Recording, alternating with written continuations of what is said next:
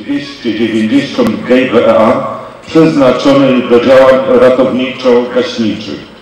Realizacja tego przedsięwzięcia stała się możliwa dzięki środkom finansowym samorządu gminy Sierakowice, Urzędu Marszałkowskiego w Gdańsku, budżetu państwa będących w dyspozycji pomorskiego komendanta wojewódzkiego i komendanta powiatowego Państwowej Straży Pożarnej w Kartużach oraz pomocy organizacyjnej Zarządu Oddziału Wojewódzkiego Związków Ochotniczych Straży Pożarnej RP w Gdańsku.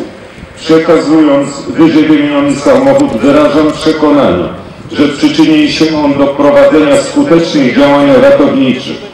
Wyposażenie tej jednostki w ten samochód jest wyrazem mojego zaufania i uznania osiągnięć w zakresie ratowania zagrożonego życia i zdrowia, mienia oraz środowiska. Z wyrazami szacunku podpisał wójt gminy Tadeusz Kobiela.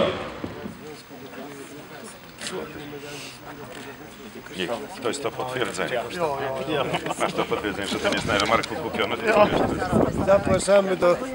Zapraszamy do wspólnego zdjęcia. Zobaczymy. Zdjęcie strażackie. Proszę.